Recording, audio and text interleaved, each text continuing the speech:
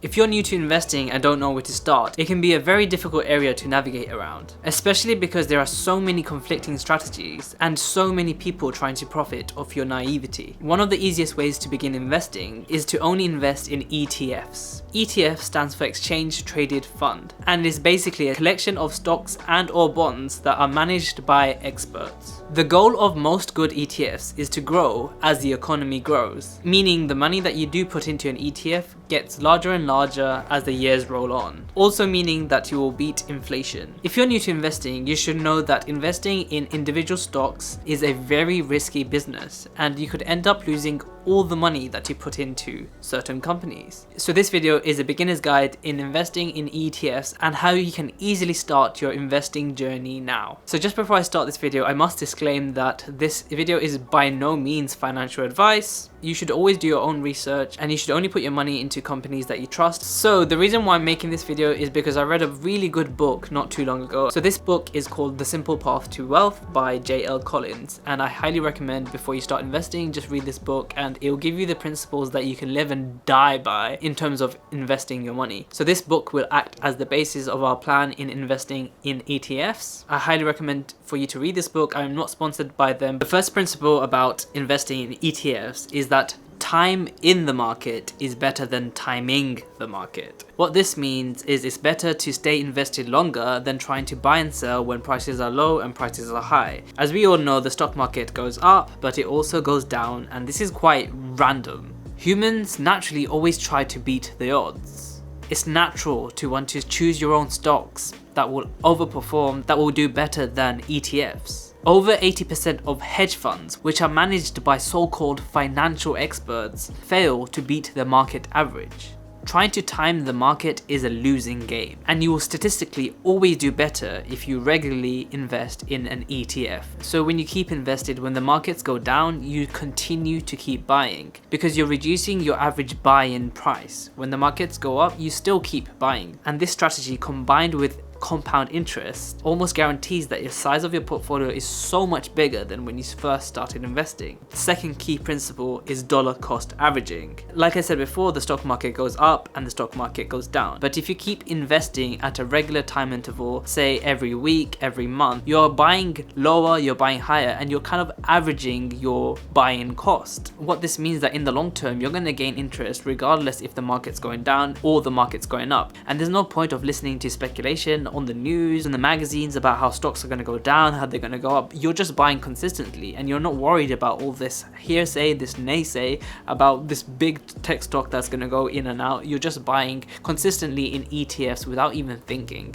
Because you can never time the market, this is honestly one of the best tried and tested strategies in investing with ETFs. The third strategy to a simple path to wealth is to always live below your means. Markets go through fluctuations, which means your net worth can be high one day, it can be low the other. But if you always live below your means, you are training yourself to these fluctuations and not having to rely on money that may never actually come to you. Also, if you live below your means, you can invest a lot more of your income. For example, the more you invest now when you're younger, the quicker you get to financial independence.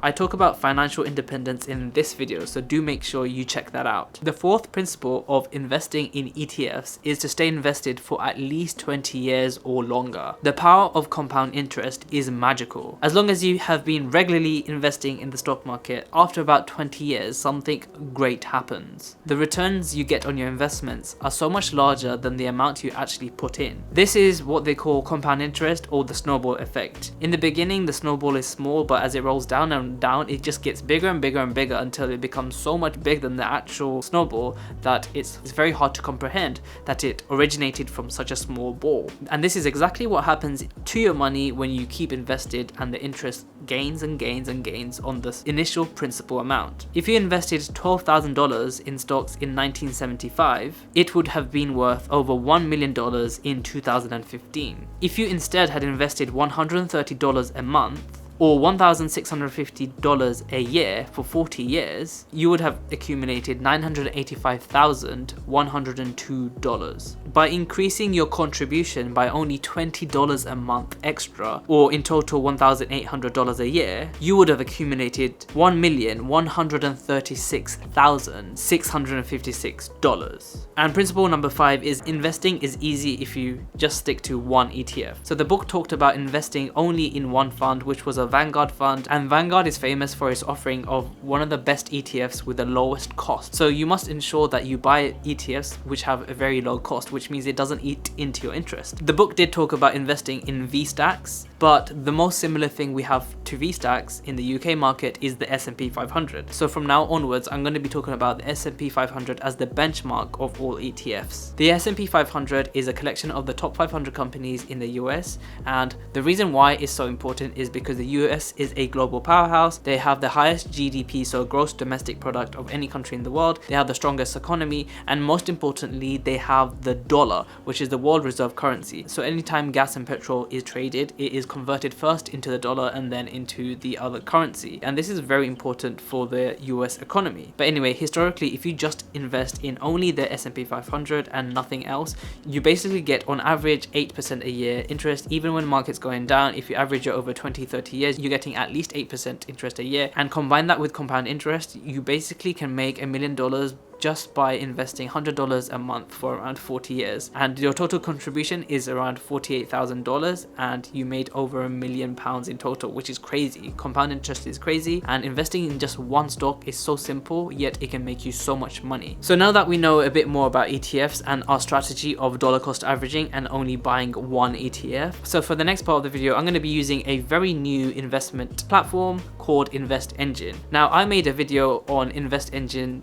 even before they reached out to me because I really like their platform, and I did a step-by-step beginner's guide into investing where I invested in one of their automatic portfolio which gives income. Today I'm going to be doing something similar. I'm going to put £100 into a brand new portfolio and invest in an ETF, so to make it as simple as possible, and show you guys exactly how simple it is to start investing £100 into ETFs and how you can kickstart your journey into investing. So now I'm going to log into my InvestEngine account. So I just press login and I'm greeted by my dashboard. So I've done a previous video on my enhanced profile here, which is my growth profile, and this pays me income instead of reinvesting the interest. Today's video is on how to invest in ETFs. So I'm gonna have to make a new portfolio. Here I click add new portfolio. So there's two options, do it yourself and managed for you. This time we're gonna go for do it yourself, which is create a DIY portfolio. So another two options, which is ISA and personal. So I don't have my ISA with InvestEngine this tax year, and I have already maxed out my ISA for this year, but I am considering using InvestEngine from my ISA the next tax year. So this is going to kind of determine how easy it is to use InvestEngine for ETFs, and if I really like it in this video, I'm going to consider starting my new ISA in InvestEngine. And I do believe in using multiple different investment providers just so you can spread out your money in different accounts, because the FSCS protects your money up to £85,000 per account.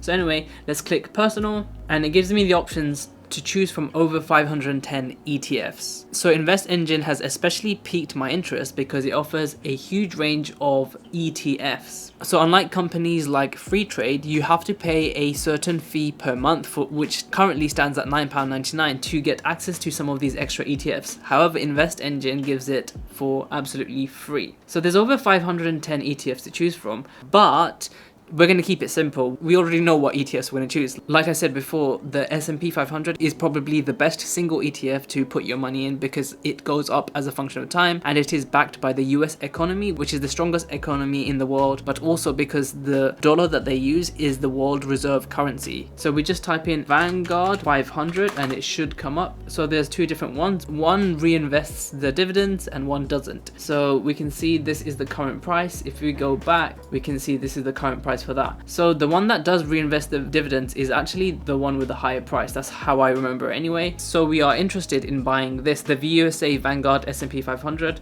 and as you can see, for the past week, it's actually been doing really well. There's a lot of speculation that we are going through a recession, and right now the prices are climbing back to the near all-time high, which means that theoretically it is not a good time to invest. But like we said before, we're going to dollar cost average. This is going to be our technique. We're going to keep putting money in as a function of time instead of timing the market, because we don't actually know if the market's going to go up or market's going to go down. The best strategy is to stay in the market for a longer time, so do not time the markets. Time in the market is better than timing the market. So we're going to add the S&P 500 to our portfolio, and then that's literally all we have to do. But there are some other ETFs which I do like, and InvestEngine makes it easy to invest in more than one ETF. So for the sake of this video, we're going to try another ETF too. So the S&P 500 basically has exposure to many different countries. The top 500 companies in the US has a great relationship with other international companies, so you're getting exposure internationally. But if for some reason you wanted to have some international companies too, you can find many ETFs that suit that. So for example, Vanguard does the VJPN, which is the Japanese stock market, the FTSE Japan. So we can just type in VANJPN and it should come up, or maybe Japan. Yep, so the FTSE Japan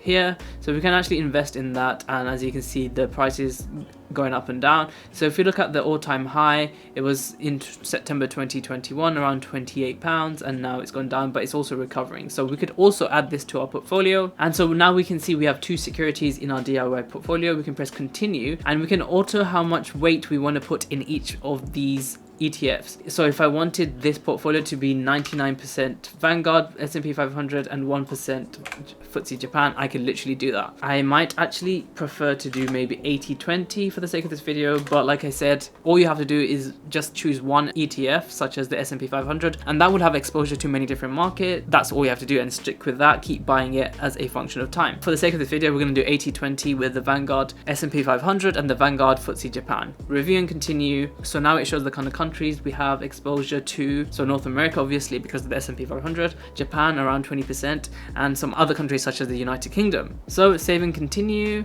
and you're ready to start investing. So now all we do is we add cash to our account. So like I said, I'm going to put in £100 just to see how it goes. I'm not going to actually keep putting money into this portfolio just because I already have an ISA and the majority of my money is in that. But I just want to show you guys how you can actually start investing in ETFs. So we'll press options, and we want to press add cash. As you can see, my bank is already linked with my InvestEngine account, so we just press Halifax, put in £100, and you press continue, and then press continue on desktop. It brings you to the Halifax login, so now I have to log into my bank, put my password in. Obviously I'm not going to show that. Put my recovery password in. Pretty simple. I don't actually have enough money to buy this, but I do have an overdraft, so as soon as I buy this, I'm going to replenish my overdraft, so don't worry. And it signs you out, and it adds the money into your InvestEngine account. So we are processing your instruction. Shouldn't take longer than 30 seconds.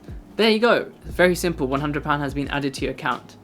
Auto invest, I am gonna not activate auto invest just because it's not my main provider for my investment, so I'm gonna write do not activate. But if you wanted to auto invest, you can put in, it says £1 minimum, so if you want to do £20 a month, £100 a month, £200 a month, it's very easy. You just keep putting money into that portfolio you have, which is the S&P 500, and if you want to put a small amount something else, it's literally that simple. You just automatically invest, so you're automatically dollar cost averaging. You don't have to worry about anything. You don't have to worry about strategy. You don't even have to do anything. Just make sure there's money in your account, and that's it. So do not activate. So yeah, all I have to do now is press invest, £100, review order, so 2 securities, Vanguard S&P 500 and the FTSE Japan, and press confirm. Order submitted successfully. So now if I go back into my dashboard, we can see we have a DIY1 self-managed account, and yeah, we just wait here. So obviously nothing's going to happen right now. Basically what InvestEngine is going to do is they're going to buy, with my £100, they're going to buy 80% S&P 500 and 20% of Vanguard FTSE Japan, and yeah, so it's just going to accumulate interest over time. I'm going to go back to this, I guess, in a few months, because I don't expect much to change. If we do go into a recession, the value of this portfolio is going to reduce quite a bit, but it's fine.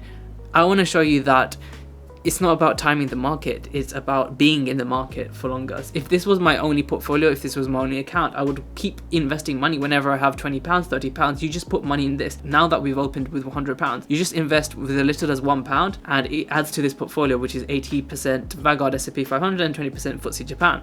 It's literally as simple as that. So you guys have seen firsthand how easy it is to invest with InvestEngine, how easy it is to pick out from their over 500 ETFs. So if you would like to start your investing journey now, from all that advice that I've given in this video, make sure you click the link in the description below and sign up to InvestEngine. When you complete registration and top up your account with £100, you get a bonus £25, which is basically free money, and that will add to your portfolio. And if you keep investing regularly, you stay invested for 20 plus years, you're going to have a portfolio size that is a lot larger than what it is right now. Of course, the caveats are that markets go up and down, but if you stay invested 20-30 years, you're going to beat some of these market downs, and eventually when you're close to retiring, you can start converting some of this money into bonds. So if you enjoyed this video, please do press the like button, as it really helps me out with the YouTube algorithm, and comment down below if you have any sort of questions. I will answer every single comment, and as always, thank you for watching.